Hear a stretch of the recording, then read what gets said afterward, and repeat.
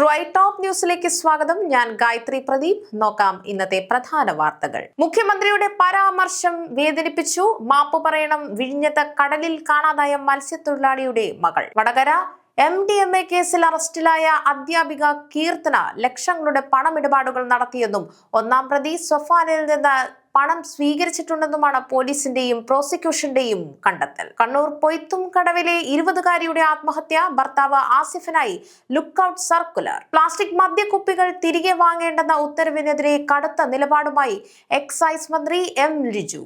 FIFA president തിരഞ്ഞെടുപ്പ്. ഇൻഫാന്റിനോയ്ക്ക് പിന്തുണ പ്രഖ്യാപിച്ച അർജന്റീന. യുദ്ധം അധികകാലം നീണ്ടു നിൽക്കില്ലെന്ന് ട്രംപ്. ഹോർമൂസ് തുറക്കാൻ താൽക്കാലിക ധാരണ. ഷിജിനെ കാണാതായിട്ട് 8 ദിവസം. സർക്കാർ സംവിധാനങ്ങൾ ഇറങ്ങിയില്ല. 2 കൈക്കുഞ്ഞുങ്ങളുമായി സങ്കടക്കടലിൽ ഷിജിന്റെ ഭാര്യ.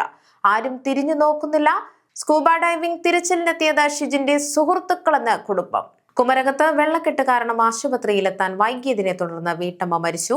ഹൃദയ ശസ്ത്രക്രിയ കഴിഞ്ഞ് വീട്ടിൽ വിശ്രമത്തിലായിരുന്ന മങ്കുഴി പാകത്തുശ്ശേരി റോസമ്മയാണ് മരിച്ചത്. കോന്നി ജനവാസ മേഖലയിൽ വീണ്ടും കാട്ടാന ഇറങ്ങി. കുമ്മണ്ണൂർ നെടിയകാലയിൽ വിരട്ടി ഓടിക്കുന്നതിനിടെ നാട്ടുകാർക്ക് നേരെ ആന പാഞ്ഞെടുത്തു. അതിരപ്പള്ളി പ്ലാന്റേഷൻ കോർപ്പറേഷൻ എസ്റ്റേറ്റിൽ കാട്ടാന ആക്രമണം. B2 ഡിവിഷനിൽ ഓഫീസും സ്റ്റോർ റൂമും ആനകൾ തകർത്തു. മൂവാറ്റുപുഴ മാറാടിയിൽ മണ്ണിടിച്ചിൽ. കനത്ത മഴയെ തുടർന്നാണ് മാറാടി പഞ്ചായത്തിലെ കായനാട് ശൂലം വെള്ളച്ചാട്ടത്തിന് സമീപം മണ്ണിടിച്ചിലുണ്ടായത്. കുതിരാൻ തുരങ്കത്തിന്റെ പടിഞ്ഞാറേ ഭാഗത്ത് മണ്ണിടിച്ചിൽ. ചെറിയ തോതിലാണ് മണ്ണിടിച്ചിലെന്നാണ് പ്രാഥമിക വിവരം. സാമൂഹ്യ സുരക്ഷാ പെൻഷൻ നേരിട്ട് വിതരണം ചെയ്യുന്നത് അവസാനിപ്പിച്ചുകൊണ്ടുള്ള സർക്കാർ തീരുമാനത്തെ വിമർശിച്ച് പ്രതിപക്ഷ നേതാവ് പിണറായി വിജയൻ. ഈ നീക്കം പതിയെ പെൻഷൻ പദ്ധതി തന്നെ അവസാനിപ്പിക്കാനുള്ള UDF അജണ്ടയുടെ ആദ്യ പടിയാണെന്ന് അദ്ദേഹം കുറ്റപ്പെടുത്തി. അടൂരിൽ KSRTC ബസ്സും ലോറിയും കൂട്ടിയിടിച്ച് 10-ലധികം പേർക്ക് പരിക്ക്. ആഭ്യന്തരമന്ത്രിക്കും ഉദ്യോഗസ്ഥർക്കുമെതിരായ വെല്ലുവിളിയിൽ അർജുൻ ആയങ്കിയെ പൂട്ടാനൊരുങ്ങി പോലീസ്.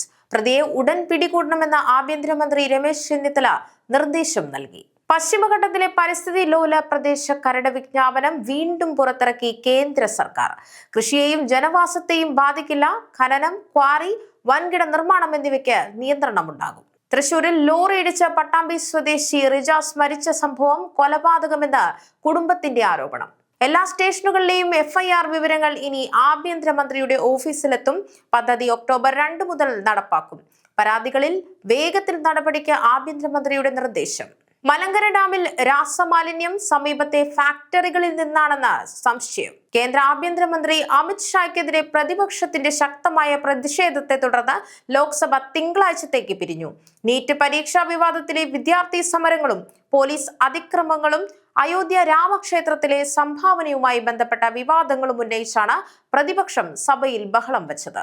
തീരദേശ ജനങ്ങളുടെയും ലത്തീൻ കത്തോലിക്ക സഭയുടെയും പ്രശ്നങ്ങളിൽ സർക്കാർ സംവിധാനങ്ങൾ കാര്യക്ഷമമല്ലെന്നും കടലിന്റെയും മത്സ്യത്തൊഴിലാളികളുടെയും യഥാർത്ഥ പ്രശ്നങ്ങൾ അറിയാവുന്നവരെ ഫിഷറീസ് വകുപ്പുകളിൽ മന്ത്രിമാരാക്കുന്നില്ലെന്നും തിരുവനന്തപുരം ലത്തീൻ അതിരൂപത വികാരി general monsignor Eugene H. Pereira. മലയാളിക്ക് ചരിത്ര നിമിഷം സമ്മാനിച്ച് ബഹിരാകാശത്തെ കന്നി നടത്തം വിജയകരമായി പൂർത്തിയാക്കി നാസ ശാസ്ത്രജ്ഞൻ അനിൽ മേനോൻ. പാലക്കാട് ഒറ്റപ്പാലത്ത് കുടുംബ വേരുകളുള്ള ഡോക്ടറും മെക്കാനിക്കൽ എഞ്ചിനീയറുമാണ് അനിൽ മേനോൻ.